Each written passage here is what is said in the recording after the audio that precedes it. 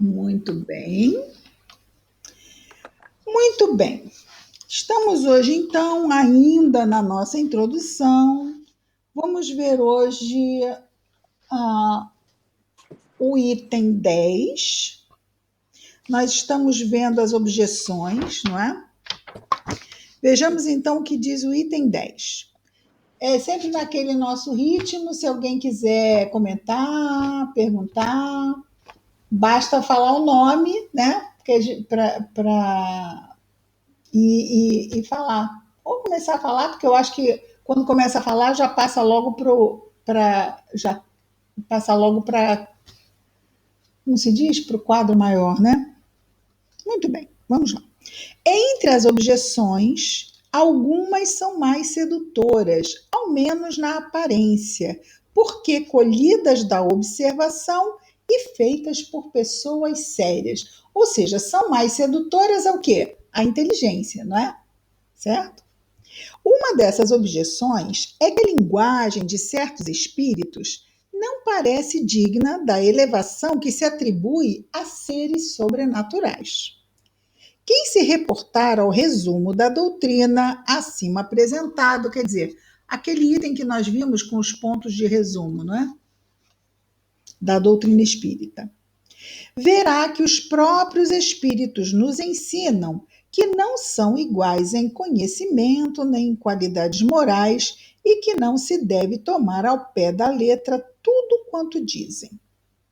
Exatamente porque alguns são sérios, alguns não, como assim também quando estamos encarnados, alguns de nós somos sérios, outros não. Então, quando a gente desencarna, não acontece nenhum milagre, né? Nós continuamos exatamente como éramos antes, moralmente falando, né? Embora nós tenhamos mais acesso, dependendo do grau de evolução que a gente tenha, a gente vai ter mais acesso às recordações do passado, né? As situações de conhecimentos que a gente tenha, né? Desse passado também, mas são conhecimentos intelectuais e são lembranças de fatos passados. Em nada vai alterar a nosso estado de moralidade, ok? Esse não muda. Mesmo que a gente lembre, se não valia a comida que comia antes, que horror. Ok, vamos lá. Para tornar mais leve aqui o nosso estudo. Quem se reportar, bom, já vimos isso. Cabe às pessoas sensatas separar o bom do mal. E o que nos traz a sensatez na doutrina espírita que nos ajuda a separar o bem do mal? Ou seja, as boas comunicações das más comunicações. O que nos ajuda? O conhecimento da doutrina espírita, certo? Bom senso é discernimento, não é? Bom senso de nós estarmos discernindo. É bom ou não é bom? Não é? Eu não vou intuir se é bom. Eu tenho que discernir. Para discernir, eu tenho que conhecer. Para conhecer, eu tenho que estudar. Né? Estudar o quê? Doutrina espírita, certo? Não é estudar André Luiz. Quer dizer que eu não posso estudar André Luiz? Não, não é isso que eu estou falando. Quer dizer que, primeira coisa, a base do conhecimento espírita, por isso se chama obras básicas, são as obras básicas. Esses 5 livros é que são a doutrina espírita. André Luiz não é a doutrina espírita. Né? É um livro que conta a história de um espírito e ele se reporta a situações e informações que a doutrina espírita aborda. Mas são obras subsidiárias, secundárias, não é a doutrina espírita. A doutrina espírita são os 5 livros codificados por Allan Kardec, ok? Tudo bem sobre isso? Ok? Cabe às pessoas sensatas separar o bom do mal. Seguramente, os que deduzem desse fato que só lidamos com seres malfazejos, cuja única ocupação é mistificar, não conhecem as comunicações que são dadas nas reuniões onde só se manifestam espíritos superiores. Por quê? porque são reuniões sérias. De outro modo, não pensariam assim. Ou seja, eles não têm essa oportunidade, ou porque não buscaram, não se aprofundaram, simplesmente ficaram na superfície. Às vezes tem isso, né? A pessoa, às vezes, até é uma pessoa séria em determinado campo de estudos e começa, assim, dar uma sobrevoada no outro que ela não conhece profundamente, ela conhece profundamente aquilo lá e é reconhecida. Aí ela chega a dar um sobrevoo e no sobrevoo ela já emite o parecer dela como se ela tivesse a cátedra que ela tem na outra matéria, mas ali ela não tem essa cátedra. Então ela teria também que se aprofundar, daí Kardec dizer, né, que é nas reuniões sérias, aí a pessoa tem que, vamos dizer assim, às vezes não é, imagina, século XIX, qual seria a reunião séria? Indicada por alguém, mas deveria ter talvez um número limitado de participações, aí você teria que agendar, talvez não fosse tão simples, principalmente porque muitos desses que falam das objeções, às vezes não têm interesse mesmo de se aprofundar. Às vezes já chegam e aquele assunto incomoda e já pegam na superficialidade, já colocam. É claro que quem está avaliando isso é Kardec. Então, Kardec está sendo até assim, eu ia falar gentil, mas eu acho que está sendo generoso, gentil com esses companheiros de outras áreas, né? Que ele diz até que são argumentos interessantes à inteligência, mas que são apenas um lado da coisa. Então, nós vamos ter, sim, comunicações de espíritos brincalhões, qual é o termo? Queria pegar o termo de Kardec, galhofeiros, é uma palavra muito moderna, né? Galhofeiros, brincalhões e mentirosos, mas também existem espíritos sérios, né? Mas para isso, nos salões onde talvez esses catedráticos de outras matérias tenham tido contato com esses espíritos, muito provavelmente aonde? Nos salões sociais, onde eram feitos os saraus, não é? E aqueles encontros, onde chegavam para divertir as pessoas que ali estavam. Então, nada realmente sério podia se tirar daquelas situações, não é? Então, se eles frequentassem reuniões sérias, não é? Eles não pensariam dessa forma. É lamentável que o acaso os tenha servido tão mal, não lhes mostrando senão o lado mal do mundo espiritual, pois não queremos supor que uma tendência simpática atrai a eles, em vez dos bons, os maus espíritos. Quer dizer, ele acha assim, vocês entenderam? Assim, não foi por sintonia. Ele não acredita que pessoas tão sérias, tão, né, estejam atraindo maus espíritos, se for por sintonia, porque deve ter realmente, eles devem ter tido um infortúnio de frequentar reuniões onde eles não apareceram, os bons espíritos. Não que eles não pudessem atrair bons espíritos por sintonia, mas se isso não aconteceu, deve ter sido por uma infelicidade. Mas tá certo, ele está falando exatamente isso. Não que eles não tenham condições de atrair, mas não aconteceu.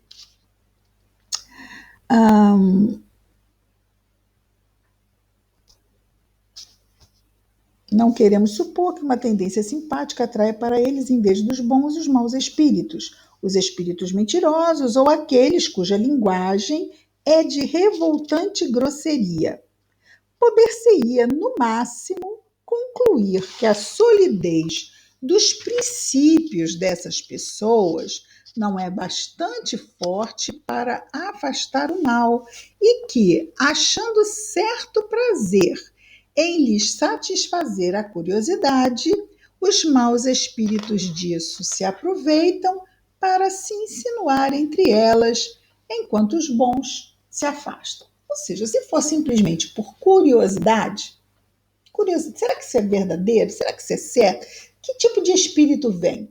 Bom, é curiosidade, não é realmente uma vontade de aprender, é simplesmente uma curiosidade. Como muitas vezes os jovens também curiosos fazem a brincadeira do copo, não é? Não é por maldade, não é que eles estejam com más companhias, mas é que o motivo que leva a eles a buscar essa experiência é um motivo fútil, que é a curiosidade, né?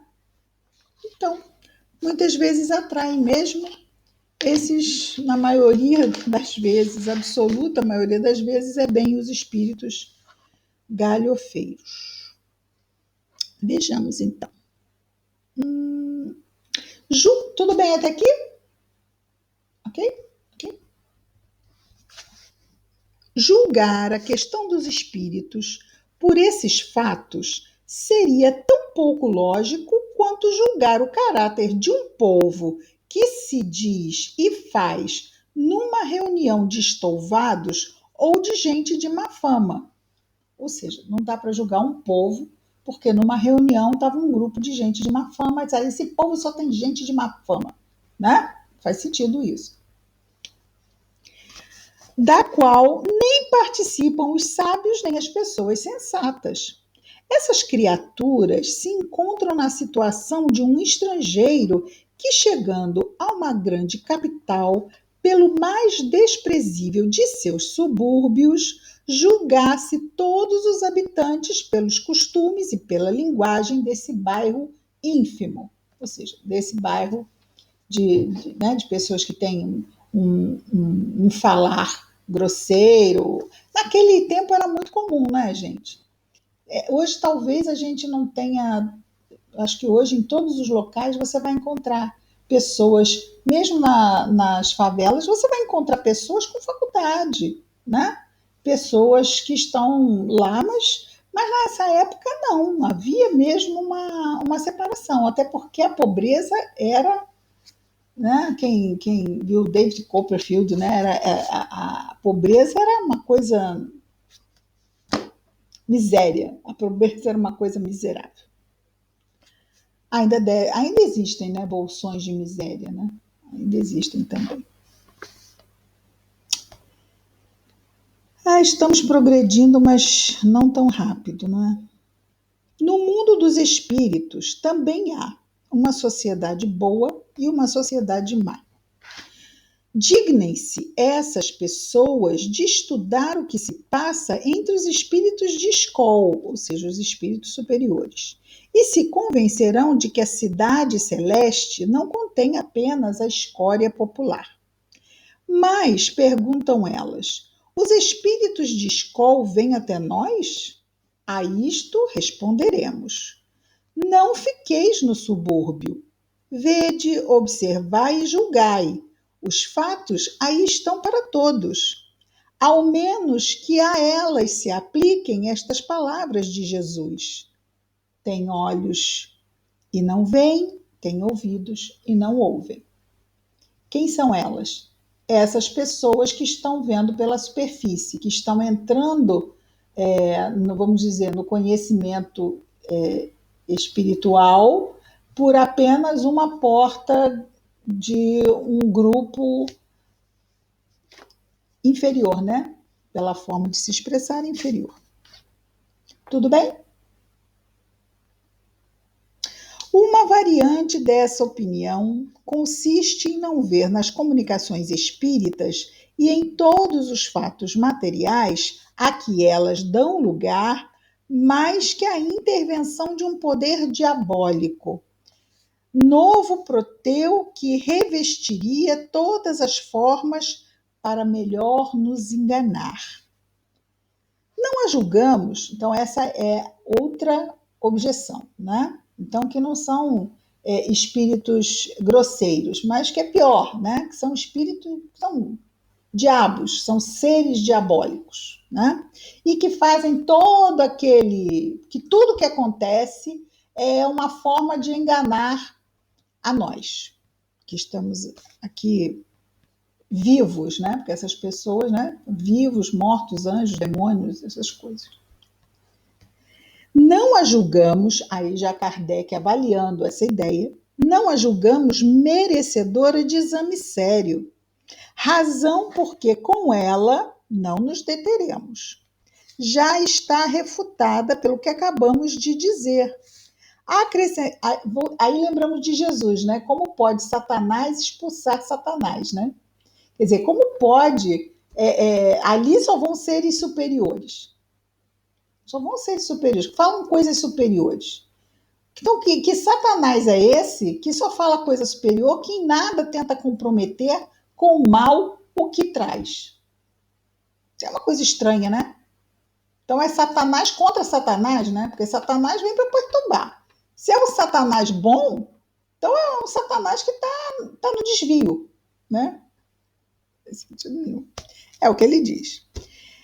Não dá, né, para julgar merecedora de exame sério, razão pela qual não nos deteremos, já está refutada pelo que acabamos de dizer. Acrescentaremos apenas que, se não fosse assim, teríamos que convir em que o diabo é às vezes bastante criterioso, bem razoável e, sobretudo, muito moral. Ou então que há também bons diabos. Ai, Kardec é ótimo. E é interessante como é que ele não tem pressa. Vocês veem que eu não tenho pressa, porque ele não tem pressa. Vocês veem? Ele não tem pressa. Ele quer se fazer e entender. Né? Como seja já, vamos com calma e vamos lá desfiar esse rosário. Já que estamos falando de diabo, vamos falar de rosário também, né? A contrapartida. De fato, diz Kardec, como acreditar que Deus só permita ao espírito do mal se manifestar para nos perder, sem nos dar em compensação os conselhos dos bons espíritos? Se ele não pode fazê-lo, não é onipotente. Se pode e não o faz, isso é incompatível com sua bondade. Ambas as suposições seriam uma blasfêmia. Vocês concordam? Com certeza. Note-se que admitir a comunicação dos maus espíritos é reconhecer o princípio das manifestações, não é verdade? Então, eles admitem que há, sim, as manifestações e vêm de seres que não estão na carne, certo? Mas só em parte, tá? Só admitem até a parte, a página 2. Ora, desde que elas existem, ou seja, desde que existem as manifestações, só pode ser com a permissão de Deus. Como acreditar sem cometer impiedade que ele, Deus, só permita o mal com exclusão do bem? Semelhante doutrina é contrária às mais simples noções do bom senso e da religião. Ou seja, quando nós não, né? Quando algumas pessoas dizem que espiritismo é ciência e filosofia, Kardec aqui coloca a palavra religião. É contrária às mais simples noções de bom senso e da religião. Então, isso é uma coisa que deve ser destacada, porque ele fala de Deus, gente. Deus. Deus é o primeiro princípio básico da doutrina espírita, a existência de Deus. Tanto é básico é assim, estandarte da abertura, que é exatamente a primeira pergunta de O Livro dos Espíritos. Então, ora, como é que eu falo de Deus sem estar ligada à ideia que o ser humano tem de religião? Não é? Porque se você fala em ciência, você não se remete a Deus, em primeira instância, remete? Não. Se você fala em filosofia, você não se remete a Deus em primeira instância. Mas se você fala em religião, você se remete a Deus em primeira instância. E a primeira pergunta de O Livro dos Espíritos é: o que é Deus? Não é o que é alma, não é o que é ser humano, não é o que é o universo, não é o que é ciência. Interessante, né? Só para a gente pensar um pouco. Agora vamos para o 11. Tudo bem? Perguntas, questões, comentários? Nope, nope. Vamos lá. 11. É estranho, acrescentam, que só se fale dos espíritos de personagens conhecidas e perguntam por que são eles os únicos a se manifestarem. Eis aí um erro. Nós vemos até mesmo no Evangelho segundo o Espiritismo um espírito protetor. Mas quem é? Uma rainha de França. Mas qual? Então, quer dizer, nem a rainha de França se identificou, podia, né? Já que era a rainha de França, o livro de história ia dizer quem ela era. Mas ela diz uma rainha de França, ela não se identifica. Então, nós temos vários outros casos também que não há essa identificação. Bom, voltamos aqui. Eis aí um erro, oriundo, como tantos outros, de observação superficial. Dentre os espíritos que vêm espontaneamente, há maior número de desconhecidos do que de ilustres, designando-se os primeiros por um nome qualquer e muitas vezes por um nome alegórico ou característico. Quanto aos que se evocam, ou seja, não aqueles que surgem se identificando, mas os que já são evocados, né? Estou evocando fulano, o seu José da padaria que desencarnou mês passado. É assim que Kardec trabalhava lá no Céu e Inferno. Então ele vai evocar várias pessoas, né, suicidas, e para perguntar para eles como é que eles estão lá no mundo espiritual. Então ele trabalhava com evocações, mas nós sabemos que hoje em dia não trabalhamos mais com evocações. Tudo bem sobre isso?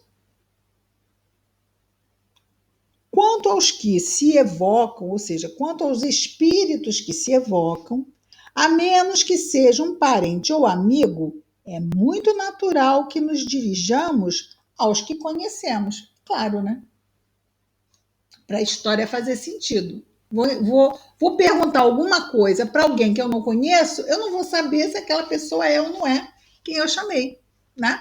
Ou a informação que ela tem para me dar, assim. É muito natural. Ok. De preferência àqueles. Assim, é muito natural que nos dirijamos aos que conhecemos, de preferência àqueles que nos são desconhecidos. Você está numa reunião, você pode evocar qualquer um, até por vontade de ouvir de novo a pessoa que você conheceu, né? Eu quero saber, o titio, o vovô, sei lá, né? O Kardec, ele faz a evocação de um ex-membro da Sociedade Parisiense de Estudos Espíritas que tinha desencarnado e ele é evocado. Então também é interessante, né? Porque ele conhecia a doutrina e podia trazer informações já para o grupo, né? Bem interessante. Quem que gostaria de participar de uma reunião com Allan Kardec, hein? Hein? Devia ser o Must, né? O Must. O nome das personagens ilustres impressiona mais e é por isso que são mais notadas. É que nem o mal no mundo, não é? Às vezes a gente acha que tem muito mal no mundo. Por quê? Porque o mal impressiona. Então você tem 10 notícias boas num jornal e tem uma que é um horror. Aquela que é um horror, você fica comentando 3 dias essa notícia. E as outras boas, né? Assim, passou. Por quê? Porque nós ficamos chocados, impressionados. E aí isso se retém mais na nossa memória. Acham ainda singular que os espíritos dos homens, essas pessoas, esse é outro grupo, né, um outro tipo de objeção, que estamos vendo aqui no item 11, né? Então, acham ainda essas pessoas, não é? Singular que os espíritos de homens eminentes, ou seja, importantes, atendam familiarmente ao nosso apelo e se ocupem, às vezes, com coisas insignificantes, em comparação com as de que se ocupavam durante a vida. Isso nada tem de estranho para os que sabem que o poder ou a consideração que esses homens gozaram neste mundo não lhes dá nenhuma supremacia no mundo espiritual. Nisto, os espíritos confirmam essas palavras do Evangelho: os grandes serão rebaixados, os pequenos serão elevados. Então, qualquer um que chegue do lado de lá se achando, rapidinho vai descobrir que não é bem assim. E vai fazer o quê? Se for uma pessoa, vamos dizer assim, boa, que esteja só equivocada nesses vernizes do mundo encarnado, ela vai fazer uma espécie de reconfiguração da realidade dela, né? Então, assim, peraí, eu tenho que pegar leve, não é bem aquilo que foi, ficou para trás, eu aqui sou como fulano, beltrano. Então, quando ele é chamado, ele já vai não com a cabeça que ele tinha quando encarnado. Ele já vai com a cabeça dele de desencarnado. Que a gente chega lá e a gente leva um novo choque de realidade. E a gente passa a se readaptar, não adaptar porque a gente saiu de lá, mas a gente se readapta a essa realidade. E o nosso senso de realidade é totalmente diferente do nosso senso de realidade aqui. Porque qual de nós não tem medo de morrer? Eles não têm. Por que será? Então, isso já muda muita coisa. Porque o nosso medo de morrer, ou de que quem a gente ama morra, é alguma coisa que pode atrapalhar o nosso entendimento, as nossas relações, mesmo que a gente às vezes não perceba. A gente pode ficar mais apegado, a gente pode ficar até mais egoísta, né? Com medo de perder. Isso pode acontecer, né? Mas quando você está desencarnado, de repente, você não está mais apegado, primeiro que você já morreu. Segundo que você vê quem está encarnado, você sabe que aquelas pessoas podem morrer, mas isso já não te assusta, porque você já está num ambiente em que você tem a certeza que o máximo que vai acontecer com elas é elas estarem no mundo espiritual. E tudo bem. Até porque você está no mundo espiritual e se elas morrerem, você vai tratar de saber onde é que elas estão. Eu, por exemplo, com certeza faria isso, né? Cadê a fulano? Não veio para cá, né? Onde que tá? Ah, tá lá, não sei o que. Vou lá ver. Né? Vou lá ver, olha só, até parece, né? Até parece. Cadê seu passaporte? Não trouxe. Pode passar lá, não. Pode ir para lá, não. Muito bem. Principalmente se for numa instância superior, né? Ah, está lá nas instâncias superiores. Ah, não, não pode ir lá, não. Deixa lá. Um dia você se encontra. Que às vezes a gente pensa que quem a gente ama só pode ficar numa instância inferior, né? Mas podem também, ó, ir lá para cima e a gente vai passar por nós que nem um cometa, né? Ah, fulano, sumiu. Tem, Cris, Fala, Thelma. Cristina, Thelma, e que isso nos sirva de incentivo daí, né? Para progredir, para buscar nossa melhoria, né? Para um dia a gente poder encontrar aqueles que já estão bem mais desprendidos de tudo do que nós mesmos, né? É Que isso aí. sirva de incentivo. É isso aí, meu amor, com certeza. Nisso, então, quer dizer, não lhes dá esses espíritos que nós conhecemos como superiores, mas chegam numa reunião mediúnica, estamos falando de Kardec, né? Numa reunião mediúnica de Kardec, né? E tratam de coisas assim que não são coisas, são coisas, às vezes pode ser uma questão do dia a dia. Ah, mas como que faz isso? Ah, porque é o que ele disse aqui, né? Que esses homens, porque eles.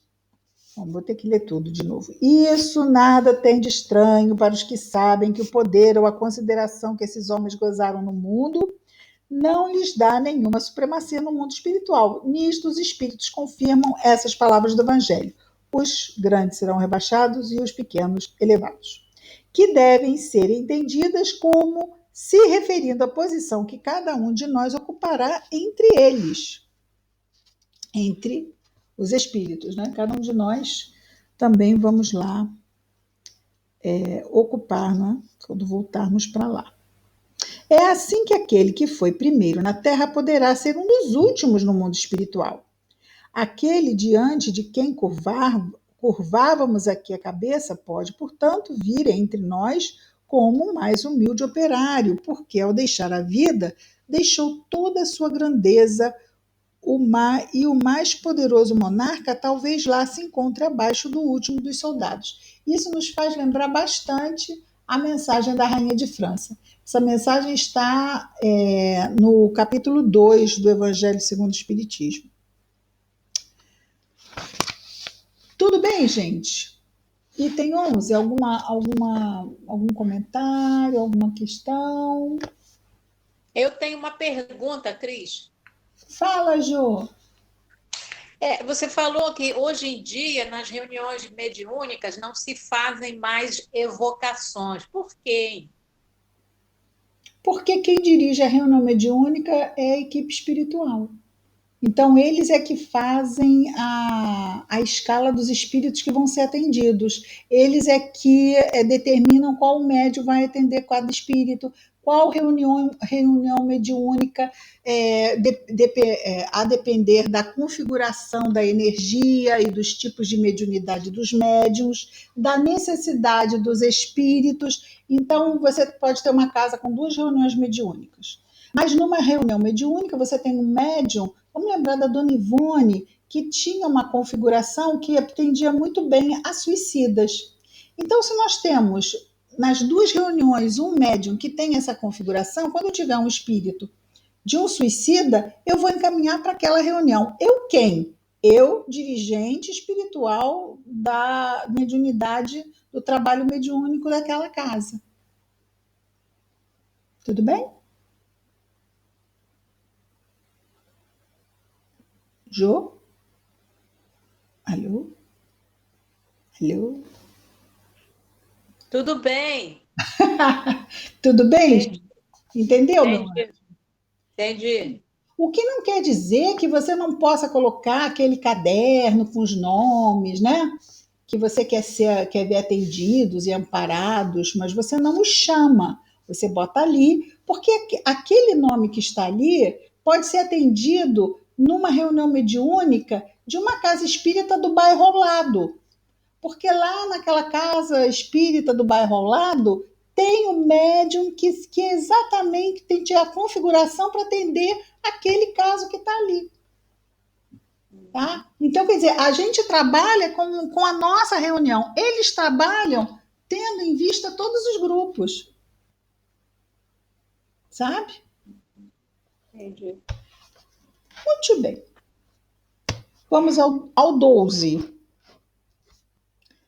Um fato demonstrado pela observação e confirmado pelos próprios espíritos é de que os espíritos inferiores muitas vezes se apresentam com nomes conhecidos e respeitados.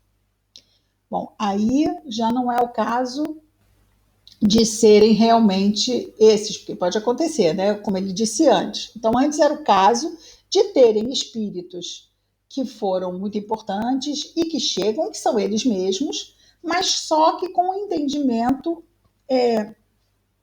mais humilde da sua condição de espírito imortal. Mas aqui já é outra coisa, ok? Os espíritos inferiores muitas vezes se apresentam com nomes conhecidos e respeitados. Quem pode, pois, assegurar que os que dizem ter sido, por exemplo, Sócrates, Júlio César, Carlos Magno, Fénelon, Napoleão, Washington, etc., tenham realmente animado essas personagens? Ou seja, esses espíritos que se dizem, quem pode confirmar isso? Esta dúvida existe entre alguns adeptos fervorosos da doutrina espírita. Admitem a intervenção e a manifestação dos espíritos, mas perguntam que controle podemos ter de sua identidade. Esse controle é de fato muito difícil de se estabelecer.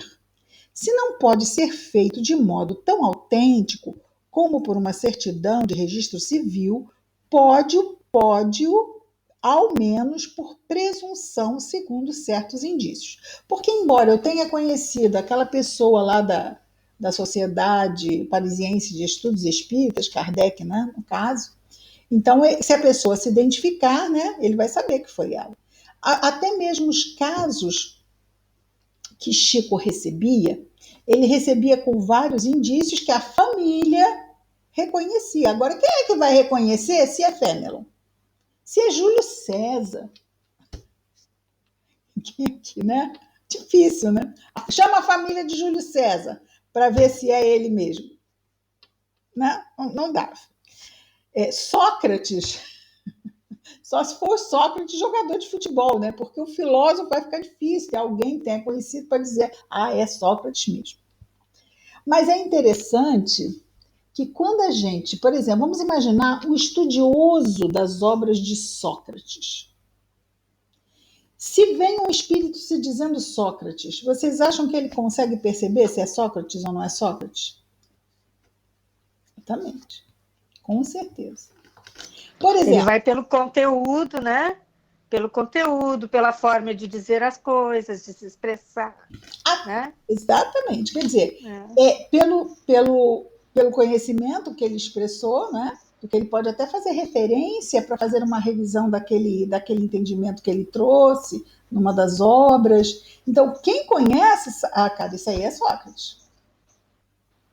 Eu já contei para vocês do caso de uma comunicação que houve num congresso da Dona Ivone. Contei para vocês já. Houve uma comunicação num congresso espírita de Dona Ivone.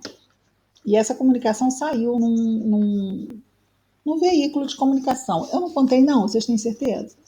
Sério? Eu não lembro. É chato ficar contando de novo. Não ouviram, não?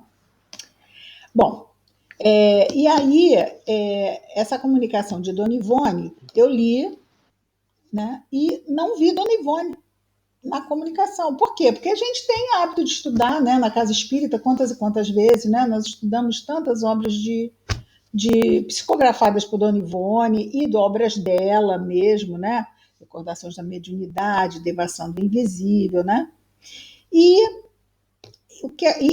fora nós, aqueles livros com entrevistas que traz muito pensamento dela, Cânticos do Coração, tantos livros maravilhosos, né? E bom, aí eu não vi Dona Ivone naquela comunicação e a médium, né, uma médium bastante conhecida. E aí eu entrei em contato com uma pessoa que conheceu a Dona Ivone. E perguntei para essa pessoa que conheceu a Dona Ivone o que ela achava da comunicação. Aí essa pessoa me disse assim, olha, eu vou fazer o seguinte, eu vou passar essa comunicação para a sobrinha da Dona Ivone. E vou dizer o que você achou, vou perguntar o que ela acha.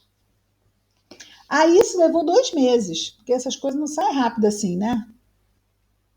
Aí, uns 2 meses depois, a pessoa me ligou e falou assim, olha, eu falei com a sobrinha da Dona Ivone, ela, claro, foi uma revista bastante conhecida, né, que saiu essa comunicação, e ela falou assim, olha, ela conhece essa comunicação, ela viu essa comunicação, e ela disse que você foi a única pessoa que disse que a comunicação não era da Dona Ivone. E a comunicação, ela disse que não é da tia dela de jeito nenhum. Por quê? Porque é um jeito de falar, são termos que você não... Mas ela não falaria isso, não.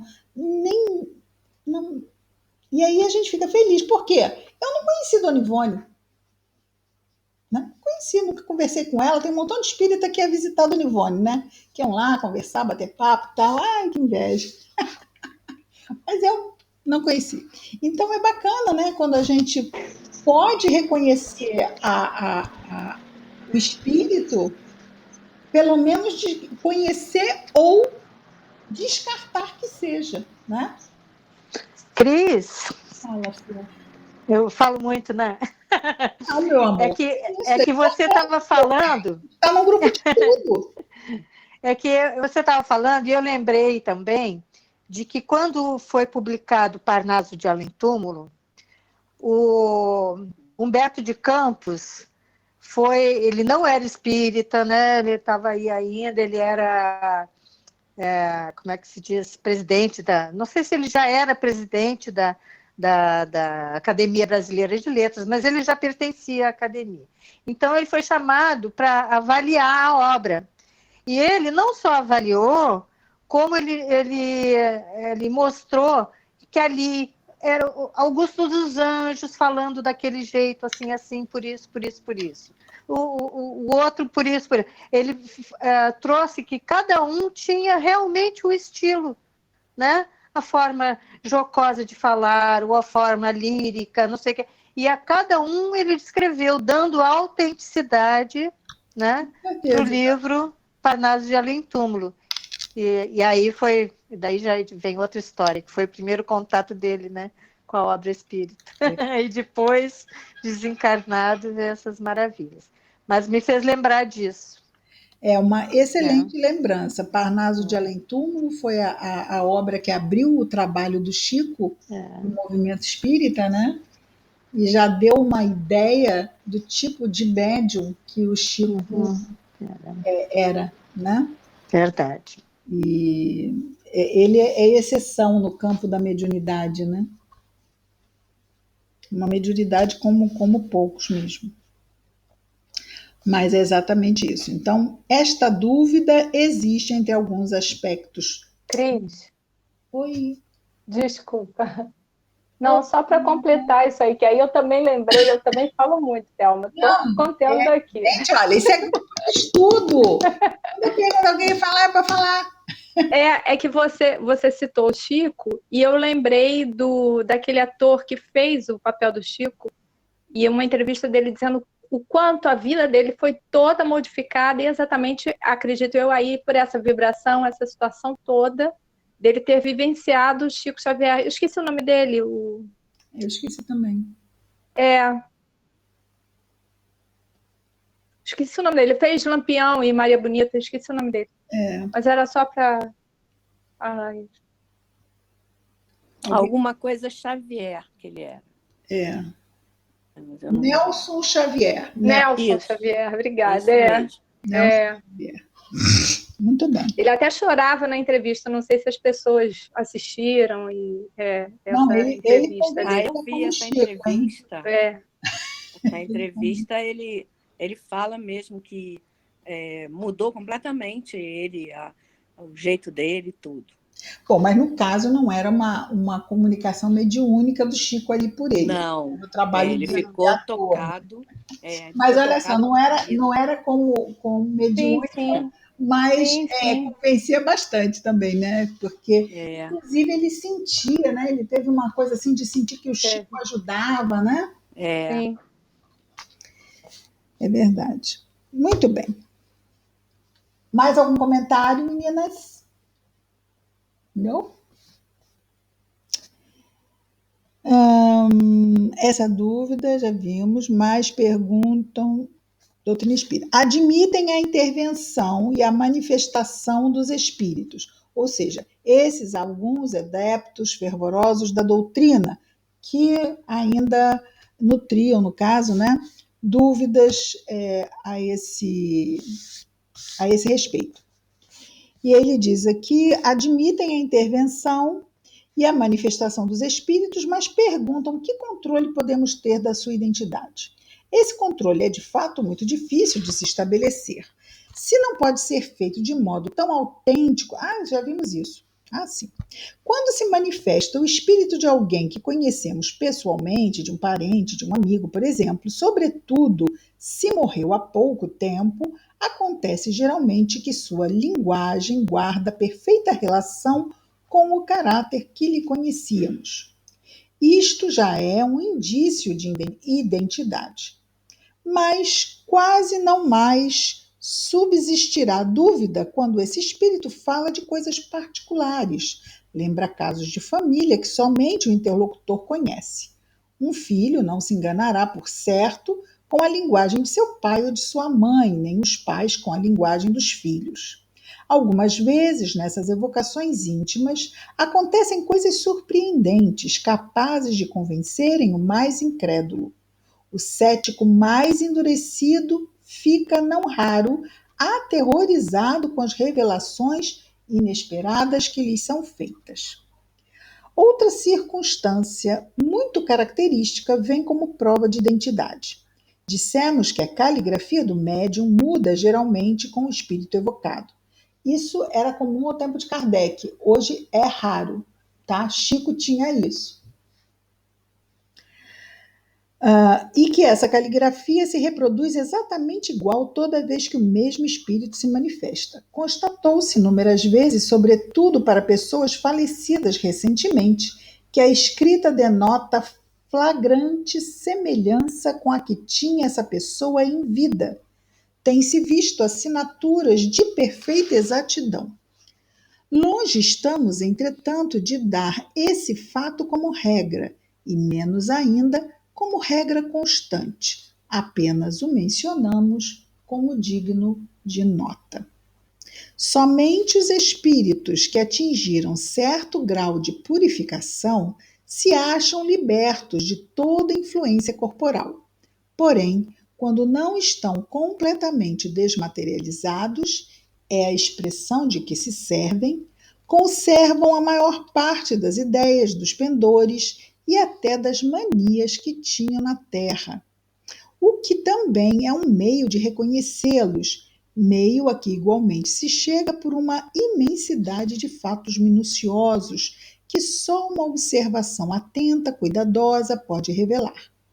Vêm-se escritores a discutir suas próprias obras ou doutrinas, aprovando ou condenando certas partes delas.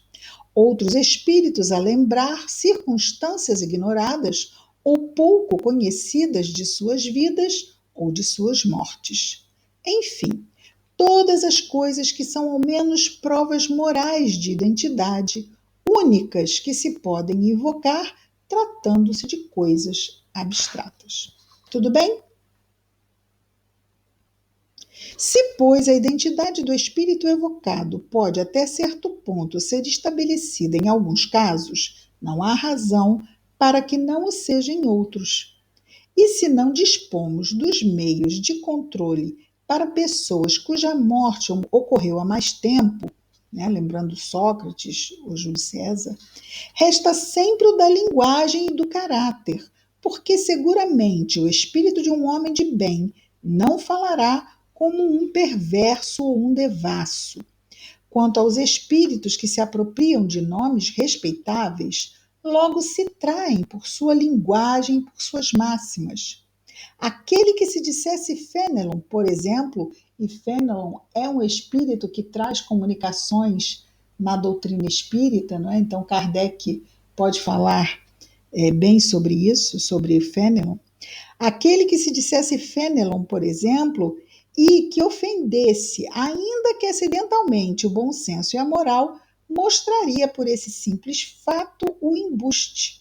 Se, ao contrário, os pensamentos que ele exprime são sempre puros, sem contradições e constantemente à altura do caráter de Fenelon, não há motivos para se duvidar de sua identidade.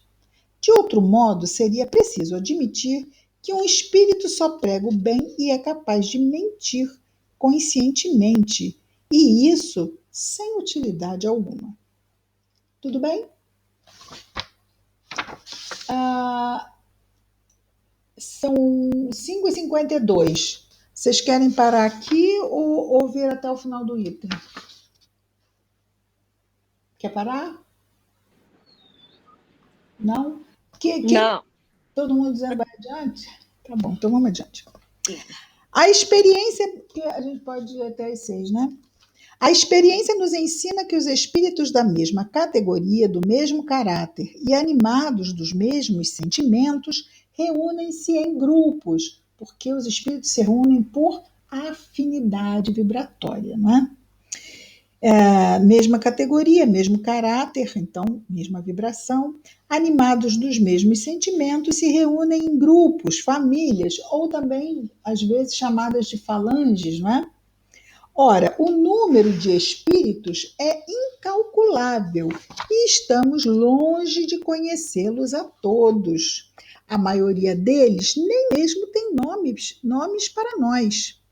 Um espírito da categoria de Fenelon pode, pois, vir em seu lugar, ou seja, no lugar de Fenelon, mas é da categoria dele, ok?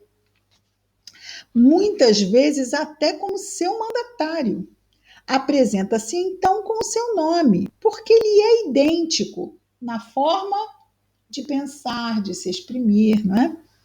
E pode substituí-lo. E porque precisamos de um nome para fixar as nossas ideias. Nós encarnados temos às vezes essa necessidade, né? Mas quem disse? Ah, foi um espírito amigo. Mas que amigo? E amigo de quem? Quer saber? Amigo de quem? Amigo de todos, né?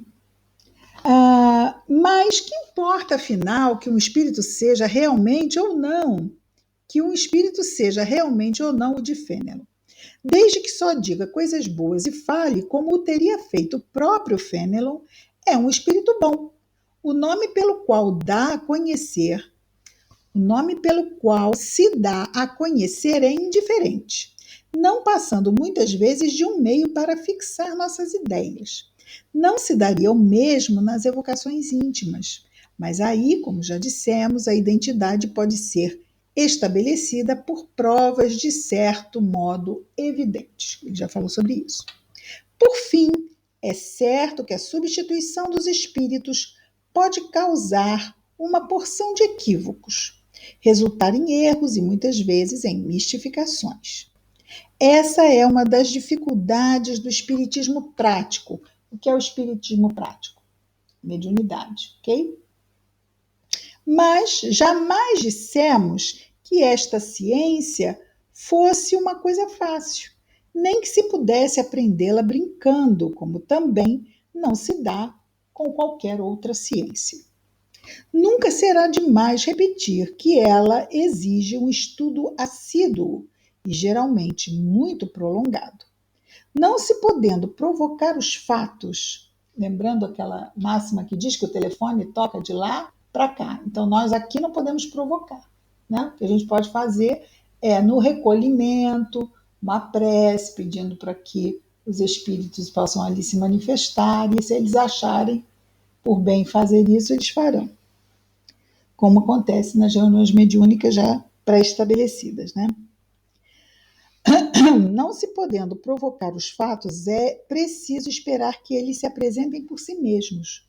Muitas vezes esses fatos ocorrem por efeito de circunstâncias em que menos se pensa.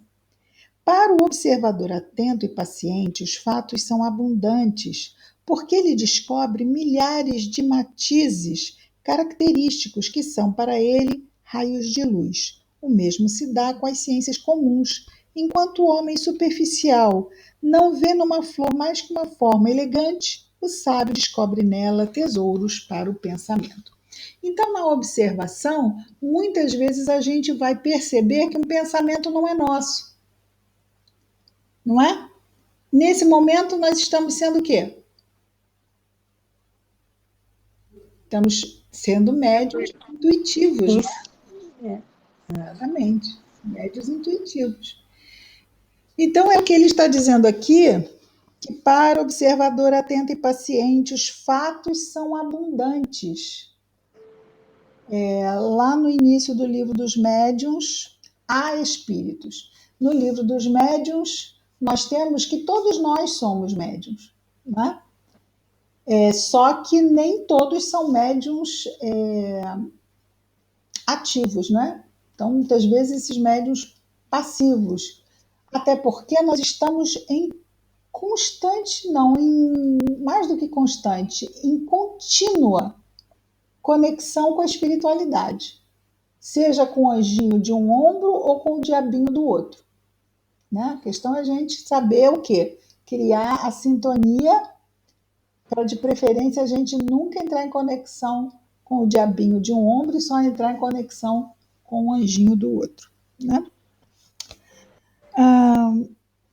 Então, característicos que são para ele raios de luz. O mesmo se dá com ciências comuns, enquanto homens... Já vimos isso, né? Então, acabamos. Acabamos o 12. Tudo bem? Alguma questão? Georgininha? Não, Flor. Cecília, Vanessa, Daniele. Daniele, você escreveu alguma coisa, minha filha? Eu não vi, não. Deixa eu ver, acho que tem alguma coisa aqui da Daniele, vejamos. Vou escrevendo porque permanece muito lenta, é que a internet da Daniele tem problemas, está com problemas. Muito bem. Ana, Georgina, Jo, Roberta, Thelma, Silvana, Mônica. Alguma questão? Algum comentário? Tudo ótimo. Tudo ótimo. Saiu. Saiu. Caiu alguma coisa. Saiu. Então tá, minhas jovens queridas. Ficamos assim, eu vou